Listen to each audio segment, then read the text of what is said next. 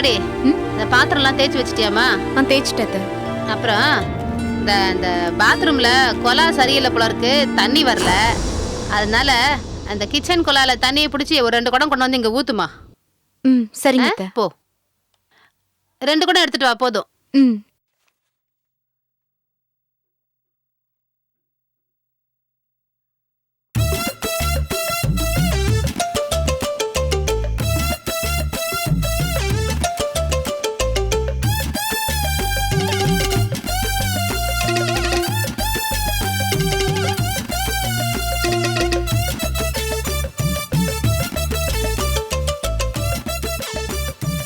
பாத்துமா, பாத்து போ. சரிங்க.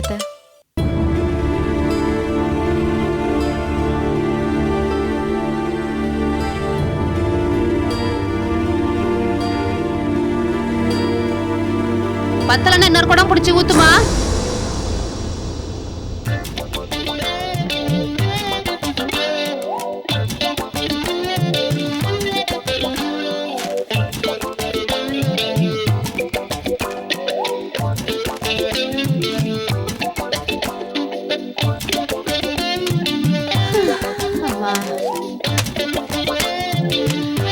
அம்மாடி அம்மாடி உட்காந்துடாதம்மா. மேல காயப்பட்ட துணியெல்லாம் அப்படியே கிடக்கும்ல, போய் எடுத்துட்டு வா போ.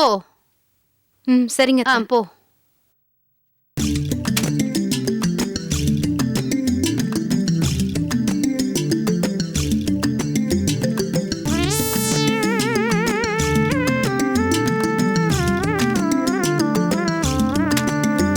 இப்படி போடு மடிப்போ.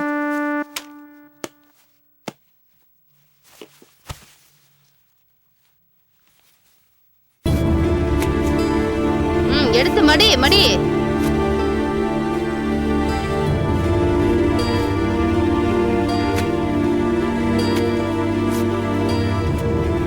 மடி. இந்த துணியை கூட நான் மடிச்சு வச்சுக்கிறேன். திரும்ப வீடெல்லாம் ஒரே தூசியும் குப்பையுமா கிடக்கு. இந்த கோயத்துல பொண்ணு ஒரு வேலையும் செய்யாதா? நீ ஏத்தும் தொடப்ப எடுத்துட்டு வந்து கொஞ்சம் சுத்தம் பண்ணுமா. போ. சரி எழுந்து போ. ஏன் இப்படி அவளை டார்ச்சர் பண்ணிட்டு இருக்காங்க? பொம்பளைங்க இருக்கிற வீடு எப்படி இருக்கணும்? சுத்த பத்தமா இருக்க வேண்டாம்? இந்த காலத்து பொம்பளை பிள்ளைங்க எங்க அதெல்லாம் செய்துங்க? என் நேரம் டிவி போட்டி முன்னாடி உட்கார்ந்து இருக்குதுங்க. இருமா இருமா இருமா. நல்லா குனிஞ்சு பெருக்கு. பெருக்கு பெருக்கு. நல்ல நல்லா தொடப்பம் பனையை வச்சு பெருக்கு. நல்லா குனிஞ்சு பெருக்காத்தா, குனிஞ்சு பெருக்கு. அதெல்லாம் எடுத்து வச்சுட்டு பெருக்கு. இரு இரு. பெருக்கு பெருக்கு. அங்கெல்லாம் பெருக்கு.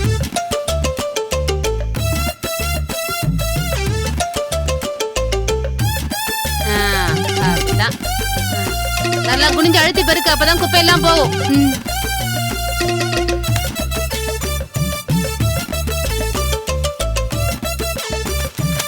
தாமரை அது கூட. டேய் ஏன்டா கிறுக்கு பிடிச்சவனே? எதுக்குமா அவளை கூட்ட சொல்லிட்டு இருக்க? குப்பையா இருக்குல்லடா. அம்மா நிறுத்துமா. உனக்கு கொஞ்சமாவது மனசாட்சி இருக்கு? மாசமா இருக்கிற பொண்ணு கூட உட்கார விடாம நீ பாட்டு வேலையை சொல்லிட்டே இருக்க. இதே மாதிரி அடுத்தடுத்து வேலையை நீ பாப்பியா? வந்த இடத்துல கூட மாட வேலை பார்த்து அவளுக்கு கொஞ்சம் ரெஸ்ட் கொடுப்பான் பார்த்தா அதை விட்டுட்டு சும்மா நீ பாட்டுக்கு வேலையை சொல்லிட்டே இருக்க. வயிற்றுல குழந்தைய சுமந்துட்டு இவ்வளவு வேலையை பாக்குறாள், அதை பார்த்தா உனக்கு பாவமா தெரியலையா? என்ன தாமரை சிரிக்கிற? நான் உனக்காக தான் பேசிட்டு இருக்கேன். ஏதோ ஒரு வேலை சொல்லியிருந்தா பரவாயில்ல. அடுத்தடுத்து அவங்க பாட்டுக்கு வேலைக்கு மேல வேலை சொல்லிட்டே இருக்காங்க. அவங்க விஷயத்துக்கு தண்ணி எடுத்துட்டு வாங்கினாங்க, தண்ணியை கொண்டு வந்து வச்சதுக்கு அப்புறம் பார்த்தா உடனே துணியை கொண்டு வாங்குறாங்க, துணியை கொண்டு வந்து கொடுத்தா உடனே வீட்டை பெருக்கின்றாங்க. என்ன நினைச்சிட்டு இருக்காங்க அவங்க மனசுல? ஏங்க இதான் நீங்க அத்தையை புரிஞ்சு வச்சிட்டு இருக்கிறதா? அதுக்குலமா இவங்க என்னங்க, எனக்காக இவ்ளோ ருசியா சமைச்சு எடுத்துட்டு வர அத்தைக்கு, எனக்கு என்ன பிடிக்கும்னு வாங்கிட்டு வர அத்தைக்கு எனக்கு என்ன செய்யணும்னு தெரியாதா? வயித்துல குழந்தைய வச்சிட்டு இருக்க பொண்ணுங்க உட்கார்ந்தே இருக்க கூடாது, நிறைய வேலை செய்யணும்.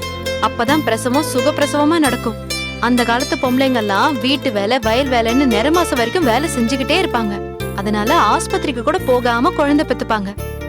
இப்ப இருக்கிற பொம்பளைங்கள உங்களை மாதிரி புருஷங்க வேலை செய்ய விடுறதே இல்ல. அத்தைங்க ஏதாவது வேலை சொன்னாலும் இந்த மாதிரி கோவப்பட்டு உட்கார வச்சிடுறீங்க. அதனாலதான் எல்லா டெலிவரியும் இப்ப சிசேரியனா இருக்கு. அத்தை எனக்கு 2வது வேலை சொன்னப்பவே எனக்கு புரிஞ்சு போச்சு. நீங்க தான் புரியாம அத்தையை பிடிச்சி திட்டிக்கிட்டே இருந்தீங்க. அப்ப இதெல்லாம் யோசிச்சுதான் நீ இவளுக்கு வேலை சொன்னியா? ஆமா, பின்ன இந்த காலத்து பிள்ளைங்க தான் வீட்டுல இருக்கிற அம்மாக்களுக்கு அறிவே இல்லைன்னு சொல்லிட்டு திரியறீங்களேப்பா. நீ மட்டும் என்ன விதி விலக்கா? போ, போய் பேப்பரை படி போ. குழந்தைக்காக தான் சொன்னியாமா? ம். இந்த தாமரை கூட்டு. ஆவட்டும் ஆவட்டும், நல்லா பெருக்கு. பெருக்குமா கூட்டு தாமரை. இந்த மாதிரி தினமும் செஞ்சீங்கன்னா குழந்தை சுகப்பிரசவம் ஆகும். இந்த பக்கம் வாங்க. உங்க அண்ணன் தான் உன்னை பூ மாதிரி கையில வச்சு தாங்கிட்டு இருக்காரு. பெருக்கு பெருக்கு.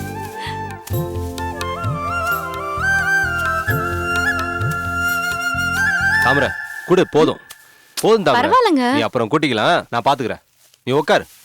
போ, நீ அங்க உட்காரு. உட்காருமா. ம். டேய், நல்லா குனிஞ்சு பெருக்குடா. ஐயோ அத்தை வேணாம். டேய், குர்ரா. ஆம்பளை புள்ள போய் பெருக்கிக்கிட்டு குடு. நீ போய் உட்காரு போ, நானே பெருக்கிக்கிறேன்.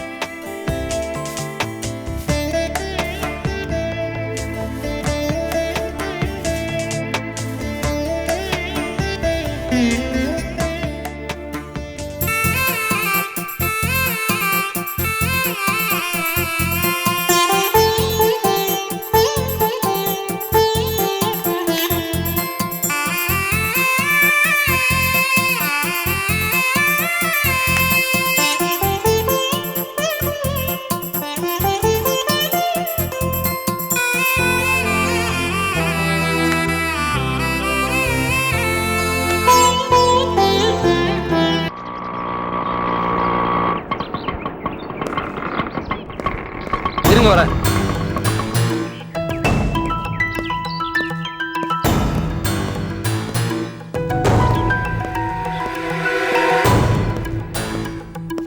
என்ன வெளியில ரெண்டு பேருக்கு என்னாச்சு? ஏன் இப்படி டல்லா உட்காந்துட்டு இருக்கீங்க? டிவிக்கு பார்த்து சந்தோஷமா இருக்க வேண்டியதானே?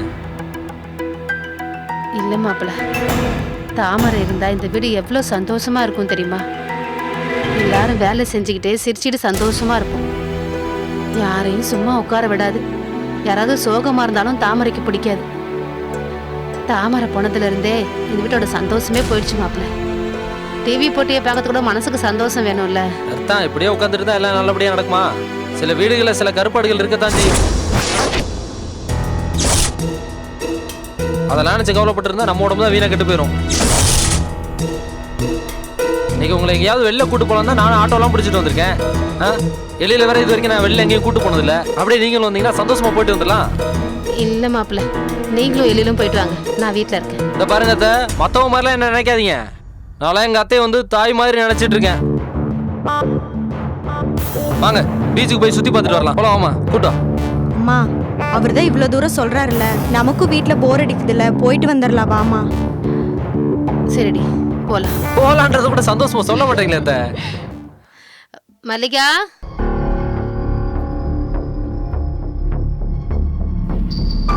நாங்கெல்லாம் கொஞ்சம் வெளியே போயிட்டு வந்துடுறோம்.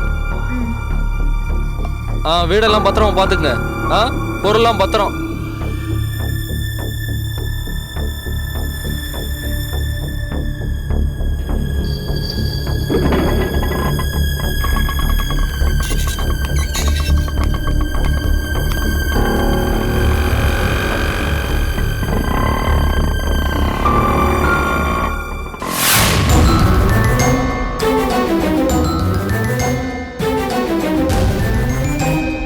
வெளியில போறீங்களா? போங்க. நீங்க எல்லாம் வெளியில போகணும் தான் நான் காத்துக்கிட்டு இருந்தேன்.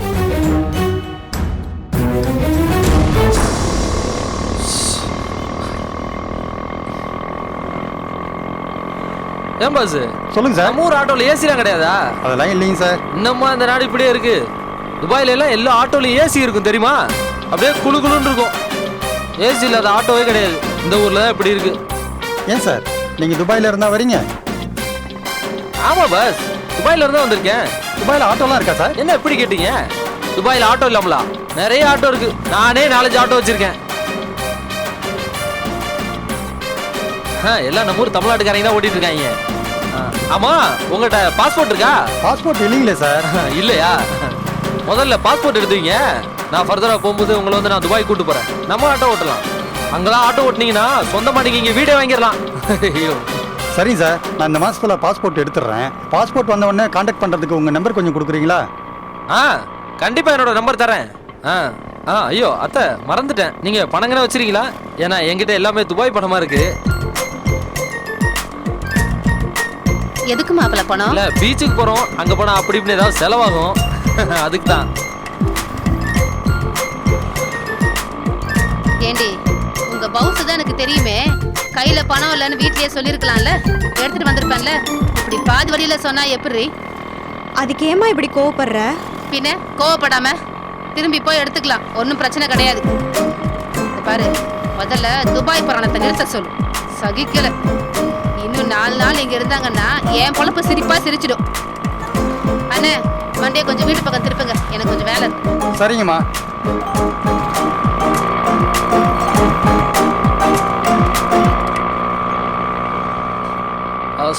ஏசி போட்டிருக்க வண்டியில. Okay okay.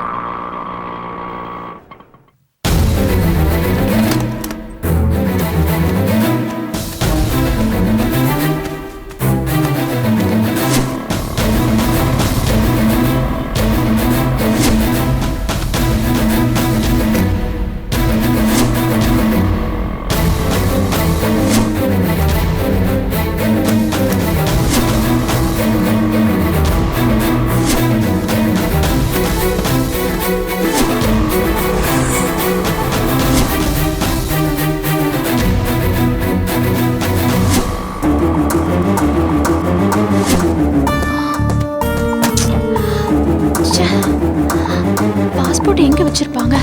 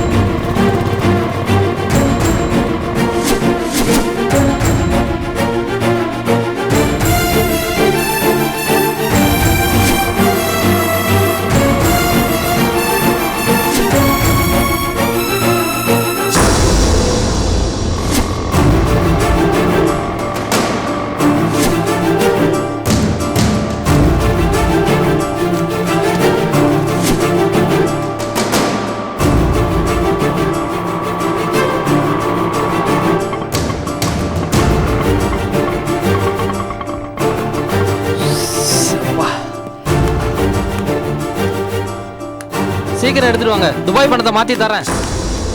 நீ எங்க வர்றவ? நானும் வரனேம்மா. நீ இங்கே இரு, நான் போய் எடுத்துட்டு வரேன். ஆமா அத்தை எடுத்துட்டு வந்துட்டோம். போங்க போங்க போங்க.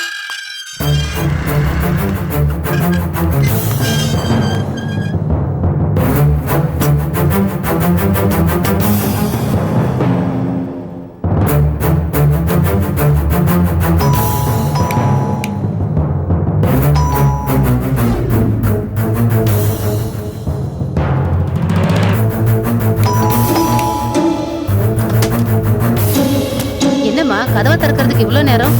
உள்ள கொஞ்சம் வேலையா இருந்தாதான்.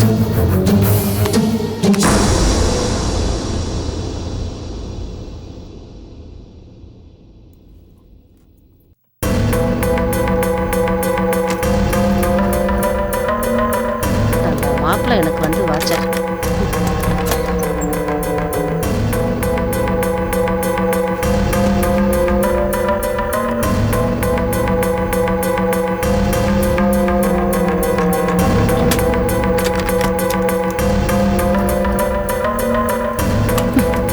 எழுத்து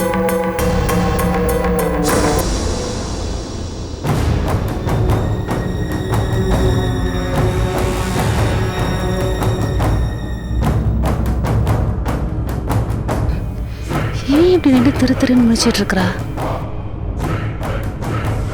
மட்டும் ஏதாவது வில்லங்கம் பண்ணுவாளோ?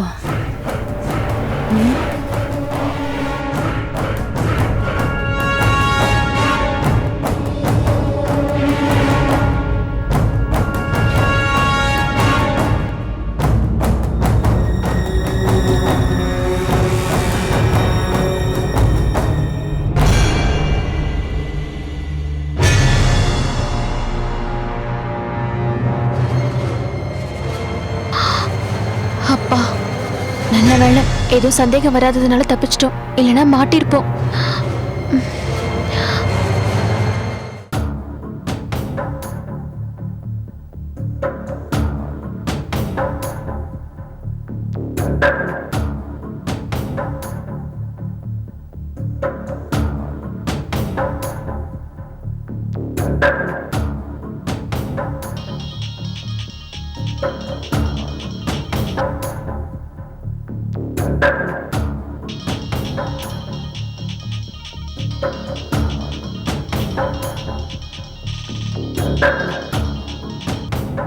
அண்ணி, இங்க பாரு. இப்ப நீ மனச தளர விட்டேன்னு வச்சுக்க, அவங்க எல்லாரும் உன்னை ஏறி மிதிச்சுட்டு போயிட்டே இருப்பாங்க. சரி சரி, இனிமேலாவது கவனமா நான் சொல்றத செய். இத பாரு மல்லிகா, என்கிட்ட ஒரு சூப்பர் ஐடியா இருக்கு. அதை மட்டும் நீ செஞ்சேன்னு வச்சுக்கோயேன், உன் அண்ணன் தாமரை அந்த வீட்டுல இருக்கிற எல்லாரும் மிரண்டு போயிடுவாங்க. அதுக்கப்புறம் உன்னை தலையில தூக்கி வச்சுட்டு ஆடுவாங்க. இந்த மாதிரி நீ தனியா புலம்ப வேண்டியதே இருக்காது. அப்புறம் உன்னை யாருமே அசிச்சுக்கவே முடியாது. என்ன நீ சொல்றீங்க? ஏய், இதெல்லாம் போன்ல சொல்ற விஷயம் இல்ல. அன்னைக்கு வீட்டுக்கு பக்கத்துல இருக்கிற பார்க்கு கிட்ட வந்தீங்க நீயும் விமலும். அதே மாதிரி நாளைக்கு நீங்க வந்துருங்க. நான் உனக்கு அந்த ஐடியாவை நேர்ல சொல்றேன். அதுக்கப்புறம் நீ எதுக்காகவும் கவலைப்பட வேண்டியதே இல்ல. சரிங்க அண்ணி.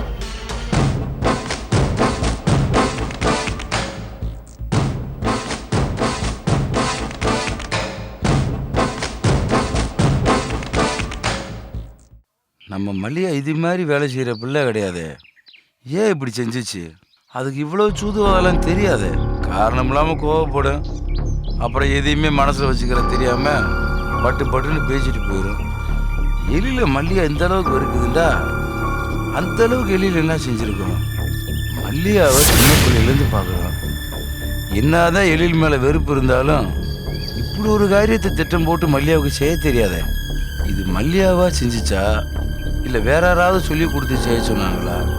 எலில் மேலே திருட்டு பட்டம் கட்டுற அளவுக்கு மல்லிகாவுக்கு குறுக்கு புத்தி வந்திருக்குண்டா, யாரோ ஒரு ஆள் கண்டிப்பாக மல்லிகாவுக்கு சொல்லி கொடுத்துருக்காங்கிறது அர்த்தம்.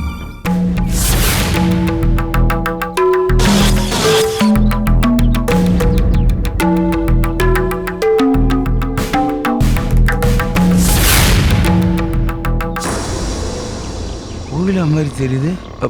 அவதான் இவங்க நேரம் கிளம்புறா.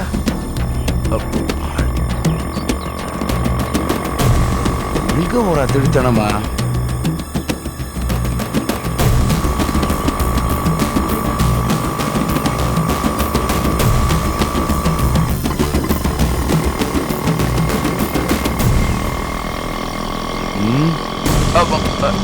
நில்லுங்க நில்லுங்க, ஆட்டோ, அந்த ஆட்டோ ஃபாலோ பண்ணுங்க, சீக்கிரம் போங்க.